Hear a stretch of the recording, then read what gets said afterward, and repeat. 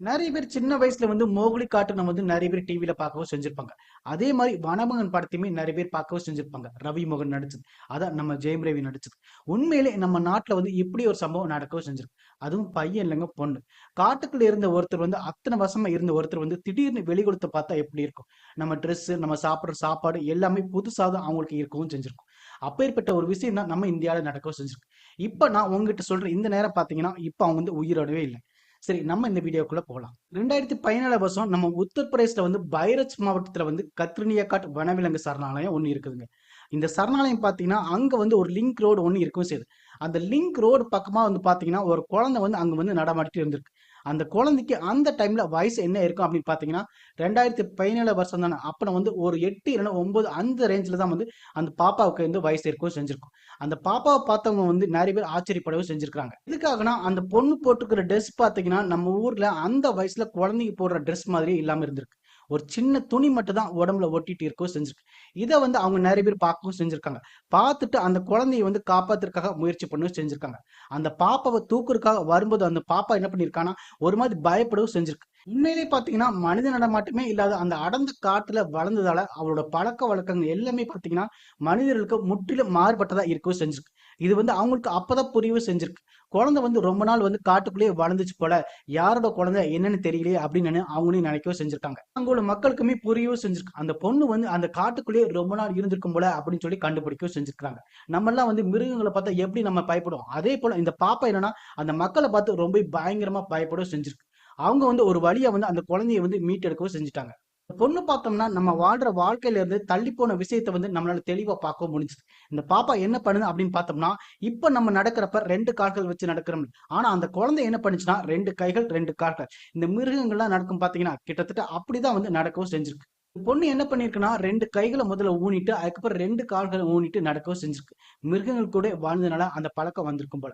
மக்களை பார்த்தும் அந்த பொண்ணு பயப்படவும் செஞ்சிருக்கு. அதுக்கப்புறம் அந்த பொண்ணுக்கு வந்து நிறைய பேர் வந்து ட்ரெஸ் கொடுக்கவும் செஞ்சிருக்காங்க. ஆனா அந்த குழந்தை என்ன பண்ணிருக்குன்னா அதை போடுறதுக்கு மறுக்கவும் செஞ்சிருக்கு. எனக்கு இதெல்லாம் வேணாம் அப்படிங்கிற மாதிரி கையசைச்சு காமிக்கவும் செஞ்சிருக்கு. நம்ம பேசுற மாதிரி எந்த மொழியுமே அந்த பொண்ணு பேசவும் செய்யல. இதுக்கப்புறம் தான் பாத்தீங்கன்னா அந்த பொண்ணு வந்து திடீர்னு ஒரு இடத்த பார்த்து நிக்கிறது. அதுக்கப்புறம் வந்து 2 கைகள் 2 கால்கள் ஊனிட்டு நடக்கிறது. அதுக்கப்புறம் வந்து மிருகங்கள் மாதிரி கத்துறது எப்படின்னு சொல்லிட்டு அந்த பொண்ணு வந்து பிஹேவ் பண்ண ஆரம்பிச்சிருக்கு. இதை வச்சுதான் எல்லாருமே முடிவு பண்ணிட்டாங்க, குழந்தை வந்து வெளி உலக தொடர்பே இல்லாம முழுக்க முழுக்க காட்டுக்குள்ளேயே விலங்குகளோட இருந்திருக்கு போல அப்படின்னு சொல்லிட்டு எல்லாருமே முடிவு பண்ணவும் செஞ்சுட்டாங்க. அதுக்கப்புறம் தான் இதை வச்சு எல்லாருமே வந்து முடிவு பண்ணிட்டாங்க, குழந்தை வந்து வெளி உலக தொடர்பே இல்லாம முழுக்க முழுக்க காட்டுக்குள்ளேயே விலங்குகளோட இருந்திருக்கும் போல அப்படின்னு சொல்லிட்டு முடிவு பண்ணிட்டாங்க. நம்மளால இப்படி ஒரு வாழ்க்கையை நினைச்சு கூட பார்க்க முடியுமா? எப்படிதான் இந்த பொண்ணு வந்து காட்டுக்குள்ள வந்துச்சு, எப்படி வளர்ந்துச்சு, இவ்வளவு வருஷம் எப்படி மிருகங்களோட இருந்துச்சு அப்படின்னு நினைச்சு பார்க்கவே முடியல. காட்டுக்குள்ள இத்தனை வருஷமா வந்து அந்த பொண்ணு வந்து காட்டுக்குள்ள இருக்கவும் செஞ்சிருக்கு. அதாவது மனித தொடர்பு இல்லாம இருக்கவும் செஞ்சிருக்கு. நம்ம சாதாரணமா பேசுவோம் பாத்தீங்களா, இங்க வா அங்க போ அப்படிங்கிற விஷயம் கூட அந்த பொண்ணுக்கு வந்து தெரியாம தான் இருந்திருக்கு. அப்படி அந்த மக்கள் வந்து அந்த பொண்ணை கூப்பிடும்போது வந்து அந்த அளவுக்கு வந்து கஷ்டப்படவும் செஞ்சிருக்கான். இதையெல்லாம் பார்த்துட்டு மக்கள் வந்து அந்த பொண்ணுக்கு வந்து ஒரு பேர் வைக்கவும் செஞ்சிருக்காங்க. என்ன பேர் அப்படின்னு கேட்டீங்கன்னா அந்த குழந்தைக்கு வந்து மோக்லி கேர்ள் அப்படிங்கிற பேரை வைக்கவும் செஞ்சிருக்காங்க. ஜங்லி புக் கேரக்டர் கேள்விப்பட்டிருப்பீங்களே, அந்த கேரக்டர் பேர் தான் அந்த குழந்தைக்கு வைக்கவும் செஞ்சிருக்காங்க. ஒரு குழந்தைக்கு பேர் வைக்கிறதுங்கிறது வந்து நம்ம குடும்பத்துல எப்படி பேர் வைப்போம், ஆனா இந்த பொண்ணுக்கு எப்படி பேர் வச்சிருக்காங்க பாத்தீங்களா? மக்கள்லாம் அந்த பேர் வச்சதுக்கான காரணம் வந்து ஒரு கேரக்டர் பேஸ் பண்ணி அந்த பேர் வைக்கவும் செஞ்சாங்க. அதுக்கப்புறம் வந்து பாத்தீங்கன்னா சைல்டு வெல்ஃபேர் கமிட்டி இருக்காங்கல்ல, அவங்க வந்து அந்த பேர் மாத்தவும் செஞ்சுட்டாங்க. பூஜா அப்படின்னு சொல்லிட்டு அந்த குழந்தைக்கு பேர் வைக்கவும் செஞ்சாங்க. இதுக்கு அப்புறமா பாத்தீங்கன்னா இல்ல இல்ல அந்த குழந்தை வந்து நம்மள மாதிரி குழந்தை கிடையாது, கடவுளோட குழந்தை, இவ்வளவு நாள் வந்து இயற்கையிலே வாழவும் செஞ்சிருக்கு, அதனால அது வேணான்னு சொல்லிட்டு எக்ஸாஸ் அப்படின்னு சொல்லிட்டு பேர் மாத்தவும் செஞ்சுட்டாங்க. இதுக்கான அர்த்தம் என்னன்னு பாத்தீங்கன்னா உணர்வு அப்படிங்கிறதான். லக்னோல உள்ள நிர்வான் அப்படிங்கிற அறக்கட்டளைக்கு அந்த பொண்ணு வந்து மாத்தினதுக்கு அப்புறம் தான் வந்து அங்க உள்ளவங்க வந்து இந்த பேர் வைக்கவும் செஞ்சிருக்காங்க. என்னதான் அந்த பொண்ணு வந்து நிர்வாண அறக்கட்டளைக்கு மாத்தினதுக்கு அப்புறமே பாத்தீங்கன்னா அங்க வந்து பாத்தீங்கன்னா நிறைய சிகிச்சையும் அந்த பொண்ணுக்கு கொடுக்கவும் செஞ்சிருக்காங்க. எல்லாரையும் போல அந்த பொண்ணு மாறணும்ல, அதனாலயே பார்த்து பாத்தீங்கன்னா ட்ரீட்மெண்ட் கொடுக்கவும் ஆரம்பிச்சாங்க. அதே மாதிரி ஏதாவது ஒரு டிஃபிகல்டிஸ் இருக்கான்னு சொல்லிட்டு கண்டுபிடிக்கிறதுக்காக வந்து அந்த பொண்ணு வந்து அங்க வச்சு ட்ரீட்மெண்ட் கொடுக்கவும் ஆரம்பிச்சாங்க. சில வருஷங்கள் வரைக்குமே பாத்தீங்கன்னா அந்த ரிஹாப் சென்டர் இருக்குல்ல, அந்த பாப்பாக்கு வந்து ப்ராப்பரா எல்லா ட்ரீட்மெண்ட்டுமே போயிட்டு தான் இருந்துச்சு. அந்த பாப்பமே பாத்தீங்கன்னா நல்ல முன்னேற்றம் ஏற்படவும் செஞ்சிருக்கு. எப்படின்னா வந்து நம்ம இயல்பா செய்யற சில விஷயங்கள் இருக்குல்ல, அதெல்லாம் வந்து அந்த பொண்ணு வந்து செய்ய ஆரம்பிச்சிட்டா. அந்த அளவுக்கு வந்து அவங்க உள்ளவங்க வந்து கொண்டு வரவும் செஞ்சுட்டாங்க அந்த பொண்ணை. எல்லாருமே பாத்தீங்கன்னா அந்த குழந்தைக்கு வந்து ட்ரீட்மெண்ட் கொடுத்ததா இருக்கட்டும், அந்த குழந்தைய வந்து அன்போடு கேர் பண்ணதா இருக்கட்டும், நம்மள மாதிரி கொண்டு வர ஆரம்பிச்சிட்டாங்க. அந்த அளவுக்கு வந்து அவங்க கேர் பண்ணவும் ஆரம்பிச்சிட்டாங்க. அதே மாதிரி பாத்தீங்கன்னா அந்த குழந்தை வந்து ஒரு கட்டத்துல வந்து எப்படி ட்ரெஸ் போடணும் அப்படிங்கிறதையும் கத்துக்கிட்டும் செஞ்சிருக்கு. அதுக்கப்புறம் வந்து ஒவ்வொருத்தருமே பாத்தீங்கன்னா ஞாபகம் வைக்கவும் ஆரம்பிக்கவும் செஞ்சுட்டு. அதுக்கப்புறம் வந்து அந்த பொண்ணு வந்து ஒவ்வொருத்தருமே ஞாபகம் வைக்கிற அளவுக்கு வந்து அந்த பொண்ணுகிட்ட வந்து முன்னேற்றம் ஏற்படவும் செஞ்சிருக்கு. இந்த ரீஹாப் சென்டர்ல ஒவ்வொருத்தருமே இருப்பாங்களா, அந்த குழந்தைகிட்ட வந்து அன்பா பேசவும் செஞ்சிருக்காங்க. அதே மாரி பாத்தீங்கன்னா, அந்த பொண்ணுமே வந்து பாத்தீங்கன்னா, மத்தவங்க கிட்ட வந்து அன்பா வந்து பிஹேவ் பண்ணவும் ஆரம்பிச்சிருக்கு. இவ்வளவு விஷயங்கள வந்து அந்த பொண்ணு வந்து டெவலப்மெண்ட் ஆயிட்டே இருக்கா. அப்படி இருக்கும்போது தான் வந்து பாத்தீங்கன்னா, அந்த ரீஹாப் சென்டர்ல ராணி அப்படிங்கிற ஒரு பொண்ணு இருக்கவும் செஞ்சிருக்கு. அங்க வேலை பார்க்கவும் செஞ்சிருக்காங்க. அந்த பொண்ணுக்கும் அதாவது ராணிக்கும் அந்த எக்ஸாஸ் அப்படிங்கிற பொண்ணுக்கும் வந்து பாத்தீங்கன்னா, ஒரு நெருங்கிய பந்தம் ஏற்படவும் செஞ்சிருக்கு. அதனாலேயே பாத்தீங்கன்னா, அந்த ராணிங்கிறவங்க வந்து தன்னோட பொண்ணு மாரி பார்க்கவும் செஞ்சிருக்காங்க. இந்த அளவுக்கு வந்து கனெக்ட் ஆகவும் செஞ்சிருக்கு அந்த பொண்ணுக்கும், ராணி அப்படிங்கிறவங்களுக்கும். பாப்பா ஒருத்தர மட்டும் தான் வார்த்தை சொல்லியே கூப்பிட்டுருக்கா. அது வந்து ராணி மட்டும் தான். அதுவும் அம்மா அப்படிங்கிற வார்த்தை சொல்லி கூப்பிட்டு செஞ்சிருக்கா. அந்த பொண்ணு சொன்ன வார்த்தை அம்மா அப்படிங்கிறது வந்து தமிழ் வார்த்தை தான். இத பார்த்து எல்லாருமே சந்தோஷப்படவும் செஞ்சுட்டாங்க. அந்த டாக்டர்ஸ்லாம் இருக்காங்கல்ல, அவங்க வந்து அந்த பாப்பாக்கு வந்து ட்ரீட்மெண்ட் குடுத்துக்கிட்டே இருக்கவும் செஞ்சிருக்காங்க. ஒரு கட்டத்துல வந்து டாக்டர்ஸ் வந்து என்ன சொல்ட்டாங்கன்னா, இந்த குழந்தைக்கான ட்ரீட்மெண்ட் பேஸ் பண்ணி அந்த குழந்தையோட பிரெயின் இருக்குல்ல, இது வந்து டெவலப் ஆகுறதுல வந்து லிமிட்டேஷன் இருக்கு அப்படிங்கிறது கண்டுபிடிக்கவும் செஞ்சிருக்காங்க. அதாவது வந்து நம்ம வந்து ஒரு விஷயத்த வந்து கத்துக்க ஆரம்பிச்சோம்னு பார்த்தீங்கன்னா, மூளை வந்து வளருது அப்படிங்கிற மாரி சொல்லுவோம்ல. ஆனா இந்த பொண்ணுக்கு வந்து பார்த்தீங்கன்னா வந்து மூளை வந்து வளரவே செய்யல.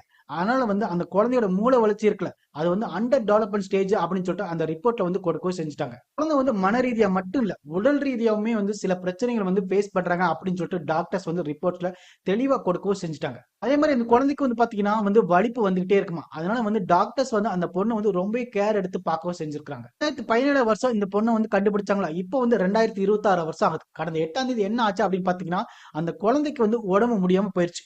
அங்க இருக்கிற டாக்டர்ஸ்லாம் என்ன பண்ணிட்டாங்க அப்படின்னு பாத்தீங்கன்னா, ட்ரீட்மெண்ட் கொடுக்கவும் செஞ்சிருக்காங்க. அப்படி ட்ரீட்மெண்ட் முடிஞ்சதுக்கு அப்புறம் கடந்த 16ஆம் தேதி என்ன ஆச்சுன்னு பாத்தீங்கன்னா, அந்த பொண்ண வந்து டிஸ்சார்ஜ் பண்ணவும் செஞ்சுட்டாங்க. நல்ல இம்ப்ரூவ்மெண்ட் ஆயிருச்சு அப்படின்னு சொல்லிட்டு டிஸ்சார்ஜ் பண்ணியாச்சு.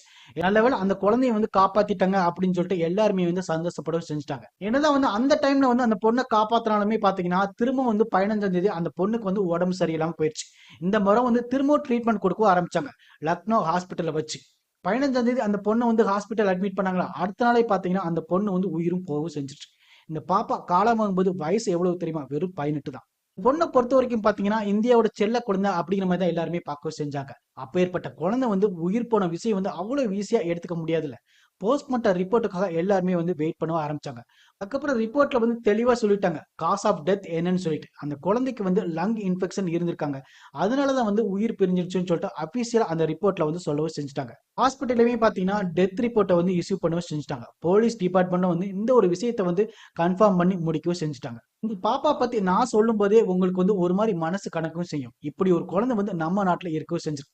இப்ப வந்து தவற விட்டுட்டோமா அப்படின்னு சொல்லிட்டு நமக்கே கஷ்டமா இருக்கவும் செய்யும். இந்த குழந்தை வந்து இவ்வளவு நாள் வந்து கேர் பண்ண அவங்களுக்கு வந்து எவ்வளவு கஷ்டமா இருந்திருக்கும். முக்கியமா சொல்லணும் அப்படின்னு பாத்தீங்கன்னா, நிர்வான் ஃபவுண்டேஷன் இருக்குல்ல, அந்த பொண்ண பாத்துக்கிட்டாங்கல்ல, அதோட சேர்மனான சுரேஷ் சிங் தபலா அவர் என்ன சொல்றாரு தெரியுமா? அந்த குழந்தைய வந்து நாங்க வருஷ கணக்குல வந்து மெடிக்கல் ட்ரீட்மெண்ட்க்கு வந்து பாத்துக்கிட்டே இருந்தோம். இப்படி நாங்க நல்லா பாத்துக்கிட்டனால தான் அந்த குழந்தைக்கு வந்து நல்ல ரிசல்ட் கிடைக்கவும் செஞ்சது. அந்த குழந்தை வந்து நல்ல இம்ப்ரூவ்மெண்ட் ஆகவும் செஞ்சது. அந்த குழந்தை வந்து யோசிக்கிற விஷயமா இருக்கட்டும், உடல் இயக்கங்களா இருக்கட்டும், செயல்பாடா இருக்கட்டும், நல்ல இம்ப்ரூவ்மெண்ட் ஆகவும் செஞ்சது. இன்னும் சில வருஷம் வந்து நம்ம கூட அந்த குழந்தை இருந்தா அப்படியே நம்ம பிஹேவியருக்கு வந்து கொண்டு வந்திருப்போம் அப்படிங்கிற மாதிரி சொல்லவும் செஞ்சிருக்கிறார்.